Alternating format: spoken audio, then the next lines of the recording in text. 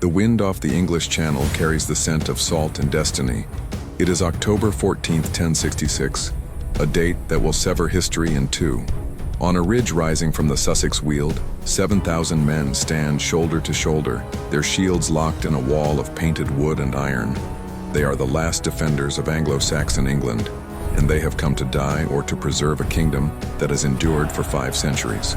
Below them, in the gray morning mist that clings to the marshy valley floor, another army stirs. Horses stamp and snort. The clatter of chainmail mingles with the murmur of prayers spoken in Norman French. Banners flutter, the golden lions of Normandy, the papal cross blessed by Rome itself. These are men who have crossed a treacherous sea, burned their boats in spirit if not in fact, and staked everything upon this single, bloody morning. On the crest of Senlac Ridge, Harold Godwinson, King of England for 9 months and 9 days, surveys the enemy formations taking shape on Telham Hill to the south. His eyes are hollow with exhaustion. 19 days ago, he stood victorious over the broken body of Harold Hardrada at Stamford Bridge, 400 miles to the north.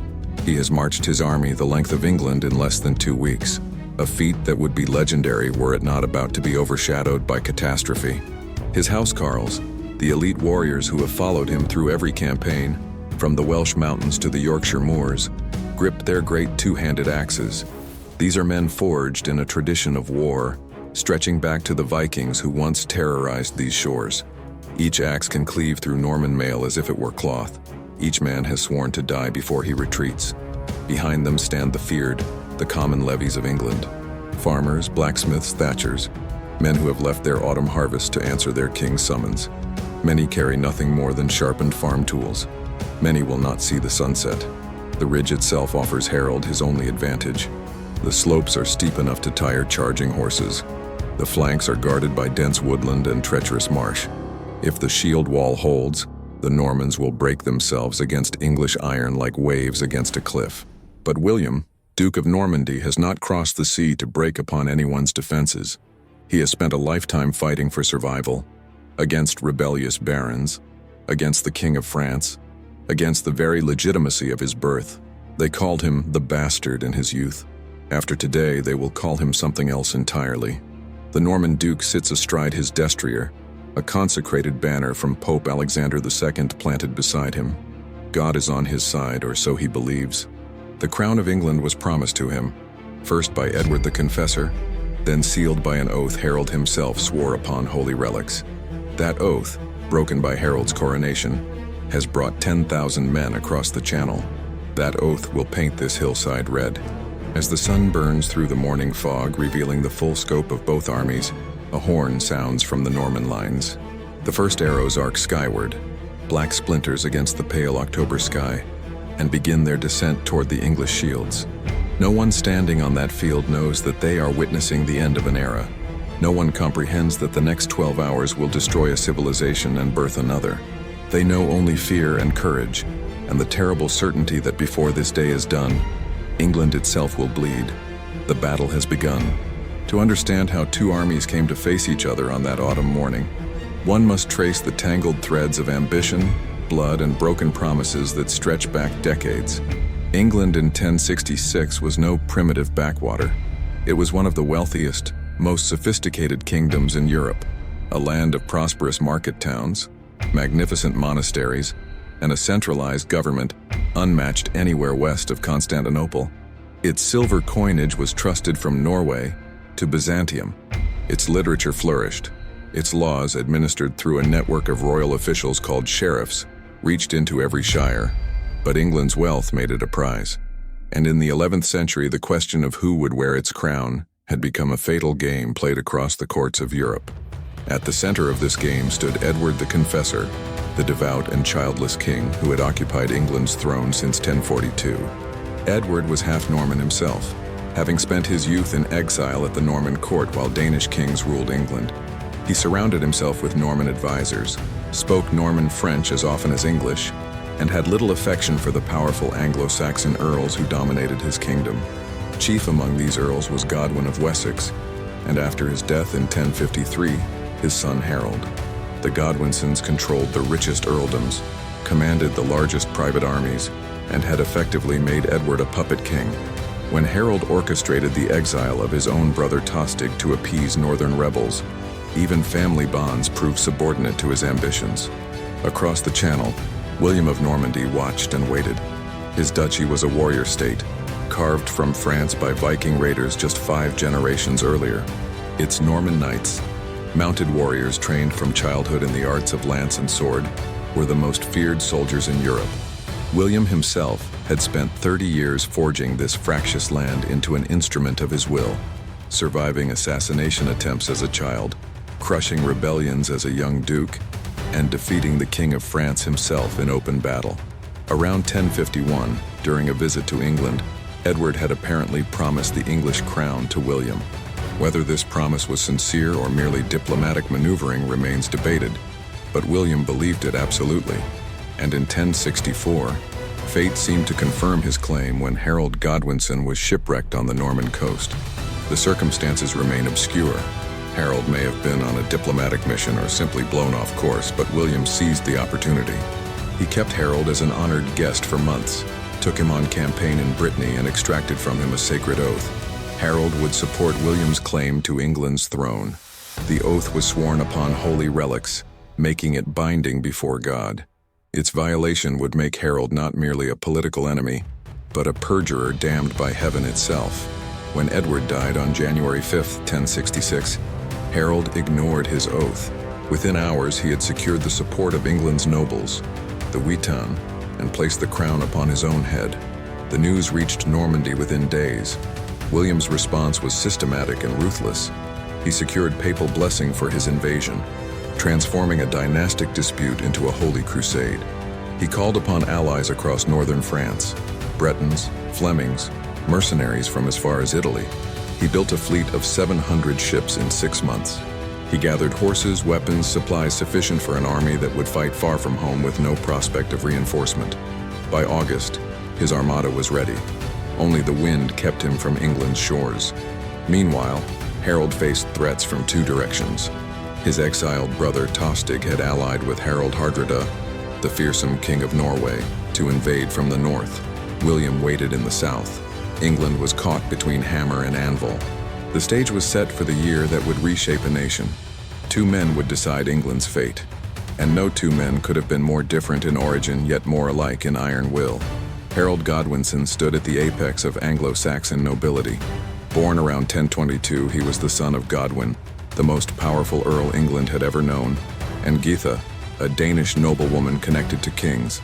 He inherited his father's ruthlessness and his mother's political cunning, rising to dominate Edward the Confessor's court until he was effectively co-ruler of England. Tall, athletic, renowned for his skill with sword and bow, Harold was beloved by his men and feared by his enemies. His military record was formidable.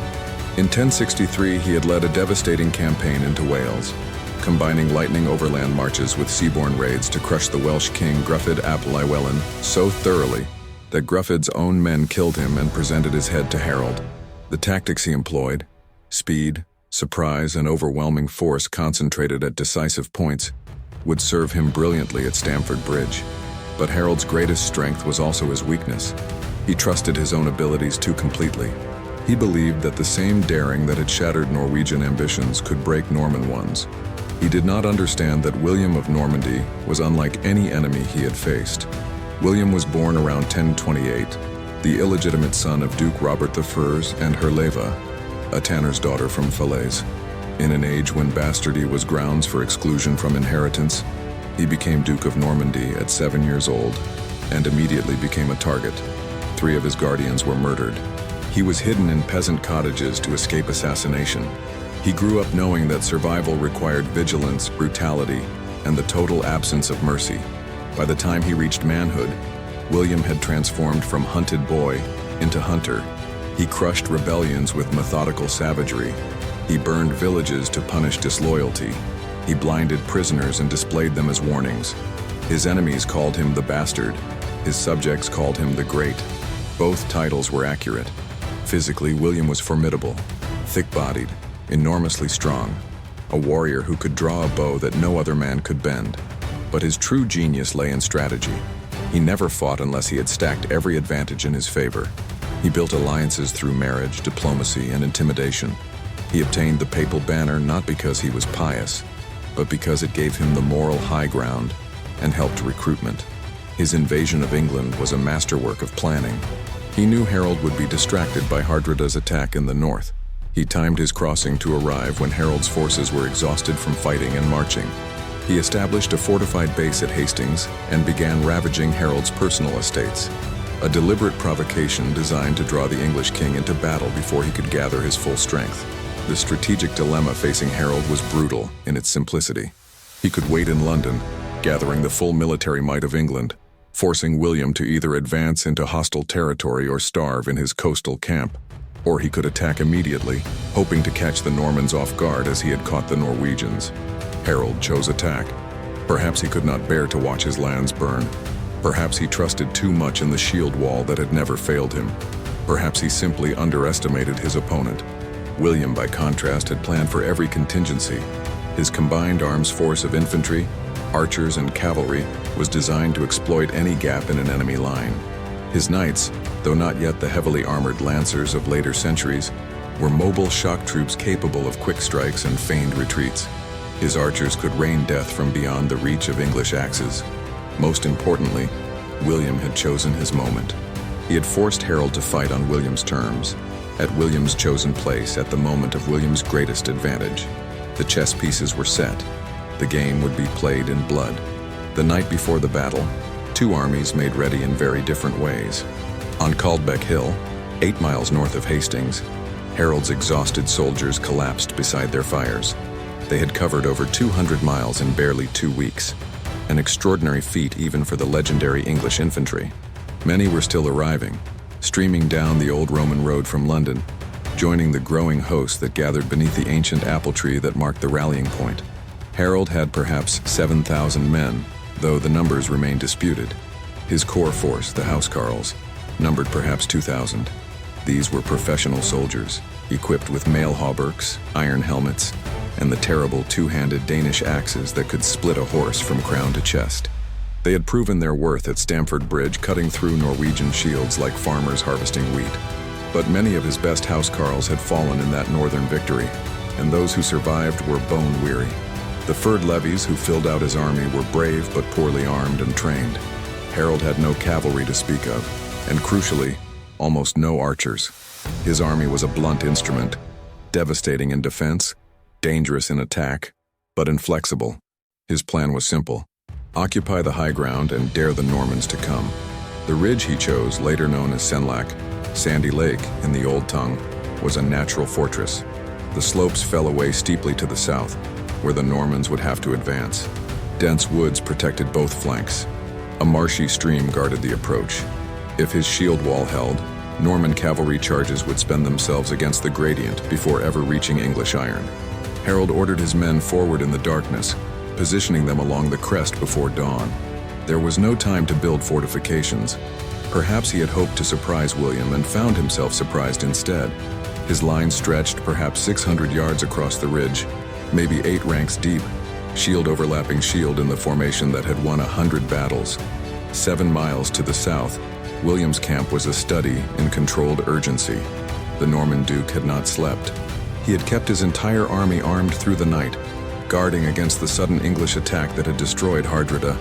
When dawn came with no assault, he knew Harold had chosen defense. William's force was smaller, perhaps 6,000 men, but its composition was revolutionary. He organized his army into 3 divisions, each an ethnic contingent.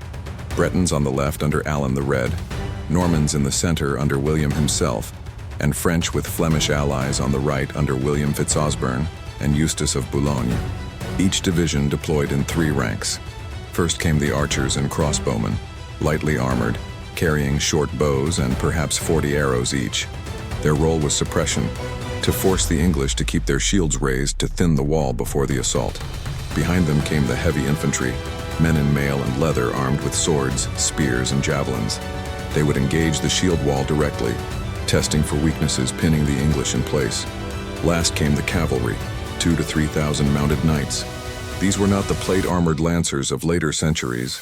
Their mail was relatively light, their horses unprotected, Their weapons still primarily swords and javelins rather than couched lances. But they possessed the one quality Harold's army lacked utterly: mobility. William's plan was fluid. His archers would provoke, his infantry would probe, his cavalry would exploit any gap. And if the English line held, as it almost certainly would initially, he had prepared a tactic as old as the steppe nomads: the feigned retreat. His knights would appear to break, drawing impetuous English pursuers out of formation, then wheel and slaughter them in the open. As the October sun rose over Telham Hill, William rode forward with his commanders to survey the English position. What he saw gave him pause. The ridge was strong, stronger perhaps than he had anticipated. The shield wall glittered with spear points and axe blades. But he also saw that Harold had committed everything. There was no reserve. If the wall broke, there would be no second line. William gave the order. The Norman army began its advance toward Senlac Ridge. The longest day in English history had begun. The sound came first, a low rhythmic thudding that rose from the Norman lines as thousands of feet began to march. Then the horns, brazen and harsh, splitting the morning air. And finally, cutting through all other noise, the terrible singing of the arrows. The Norman archers advanced to within bowshot and loosed. The sky darkened, iron points hammered against English shields in a rattling hailstorm. Men screamed and fell, but the shield wall held. The English had no archers to reply, but they endured, crouching behind their lime-wood barriers as death fell from above. William watched the first volleys with cold calculation. His archers were expendable. Their purpose was to force the English to keep formation, to exhaust their arms holding shields aloft, to keep them pinned while his infantry closed the distance. Now the heavy foot advanced, mail-clad men armed for close killing. They crashed against the English line with a sound like thunder, and for long minutes the two armies grappled in the most intimate form of warfare. Norman swords slashed and stabbed. English axes rose and fell with methodical brutality, splitting helmets, severing limbs, smashing through shields. The slaughter was appalling. Men fell screaming into the mud, trampled by those still fighting above them. Blood made the hillside slippery. The stench of iron and opened bowels filled the air, and still the shield wall held. On the Norman left, disaster struck. The Breton division, pressing up the steepest part of the slope, began to buckle. Whether from exhaustion, fear, or planned deception remains debated. But suddenly Breton soldiers were streaming back down the hill, their formation shattered. English voices roared in triumph. The feared on Harold's right flank could not resist. They broke ranks and charged downhill, pursuing the fleeing Bretons, hacking at their backs, tasting victory. It was a fatal mistake. William himself saw the disaster unfolding. Rumors swept through his army that the Duke had fallen. Panic threatened to spread from the Bretons to the whole Norman line. In that moment of supreme crisis, William tore off his helmet and rode along his wavering troops, showing his face, bellowing that he lived. "Look at me, I am alive. With God's help I shall conquer." The Norman cavalry wheeled. The fleeing Bretons turned, and the pursuing English found themselves isolated on open ground, far from their shield wall, surrounded by mounted killers. It was butchery. Norman knights rode down the scattered furred-men, cutting them apart with sword and lance. Those who tried to flee were ridden down. Those who tried to fight died where they stood. Within minutes, a significant portion of Harold's army had been annihilated. On Senlac Ridge, the remaining English watched in horror. The shield wall had been thinned. The gaps were hastily filled by men who had been standing in reserve. But there was no reserve now. Every man was in the line. The Norman attacks resumed, wave after wave. Infantry charges followed by cavalry charges, followed by archery barrages. William rotated his divisions, keeping fresh troops always pressing while the English, fixed in place, grew steadily more exhausted. Hours passed. The sun climbed to its zenith and began to descend. Still the shield wall held, though it had contracted, though dead men piled at its base, though the living stepped over corpses to fill the places of the fallen. Then William ordered his archers to change their aim. Instead of firing directly at the shields, they lofted their arrows high, sending them plunging down from above into men who could not raise their shields without exposing themselves to the infantry attacking from the front. The arrows fell like rain, not in killing volleys now, but in constant murderous attrition. Men died with shafts in their eyes, their throats, their unprotected hands.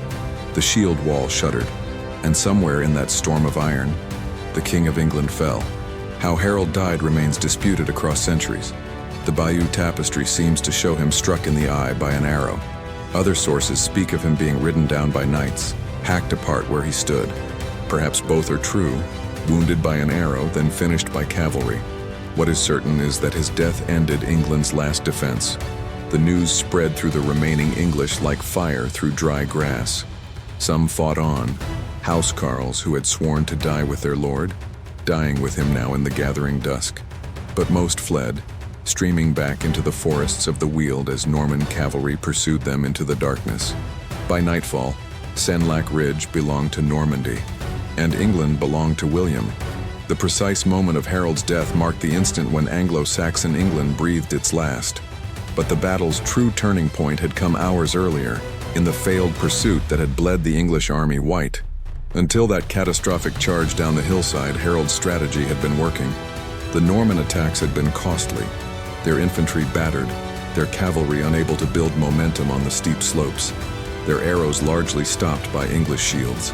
Contemporary sources suggest that by midday, Norman morale was wavering. The ridge seemed impregnable. Then the Breton collapse, whether genuine panic or calculated feint, changed everything. The ferdmen who pursued were not cowards or fools. They were farmers and craftsmen who saw the enemy fleeing and followed their most basic instinct, to turn a retreat into a rout. In 100 earlier battles, such aggression would have been rewarded, but William had trained his cavalry in the art of the feigned retreat, a tactic as old as warfare itself but rarely executed successfully. The trap closed with brutal efficiency. Norman horsemen who had appeared to flee turned in their saddles, their horses wheeling in practiced unison. The scattered English, caught in the open without formation or coherent command, had no defense against mounted warriors. They died in heaps. William immediately recognized the opportunity. He ordered his cavalry to repeat the tactic, to charge the shield wall, absorb the first axe blows, then break and flee, drawing more defenders into pursuit. Each time, fewer English returned to the ridge. The genius of this tactic lay not merely in its immediate killing, but in its psychological warfare. The English commanders, Harold, his brothers Gurth and Leofwine, the surviving thanes, screamed at their men to hold position, but after each apparent Norman retreat, the temptation grew stronger. The discipline that held the shield wall together was slowly, systematically being eroded. By late afternoon, the English army was a shadow of its morning strength. Perhaps half the original force had fallen or fled. The shield wall, once stretching 600 yards, had contracted to protect the king's standard around the ridgetop. The housecarls fought on with desperate valor, their axes still deadly, but they were islands in a rising Norman tide. It was at this moment that William unleashed his final coordinated assault. All three divisions attacked simultaneously, Bretons, Normans, and French pressing in from multiple directions. The archers, who had largely exhausted their ammunition during the long day, were ordered to salvage arrows from the dead and wounded, then fire in high arcs that would clear the infantry fighting below. The combination was devastating. English warriors trying to fend off infantry attacks could not raise their shields against the arrows falling from above.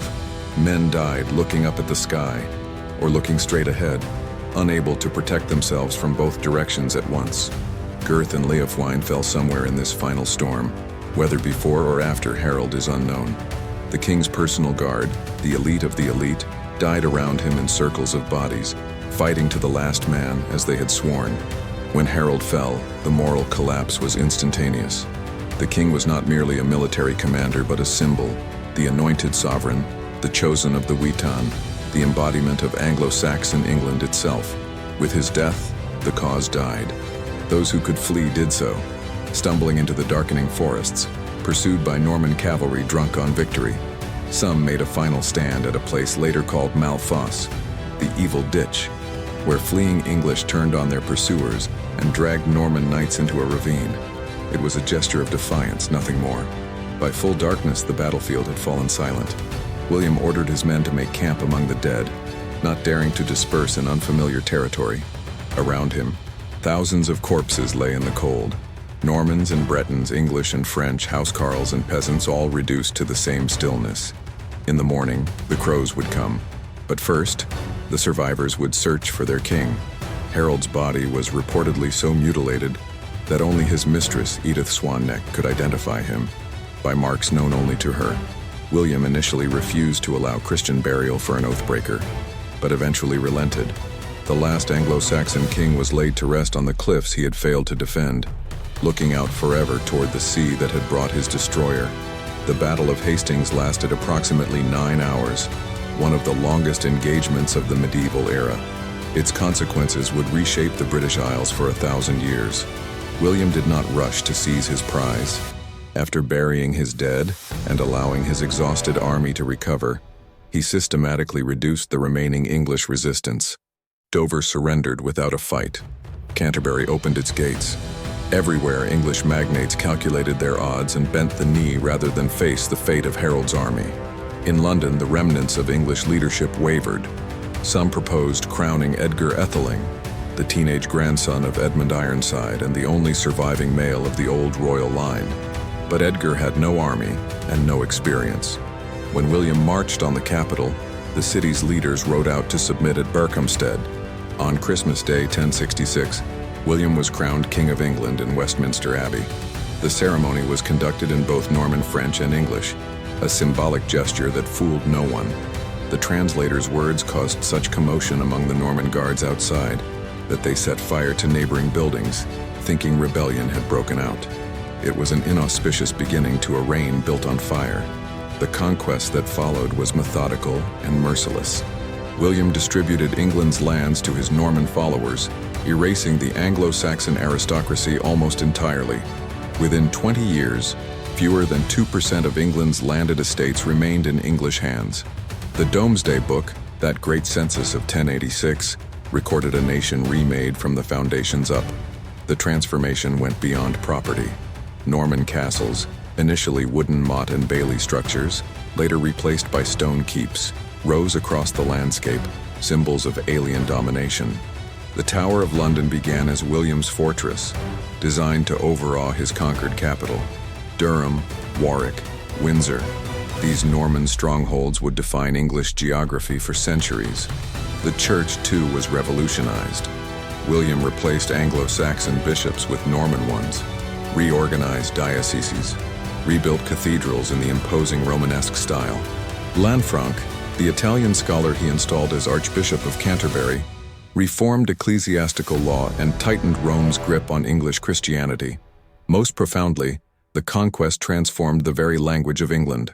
For 300 years, Norman French would be the tongue of law, government, and aristocratic society.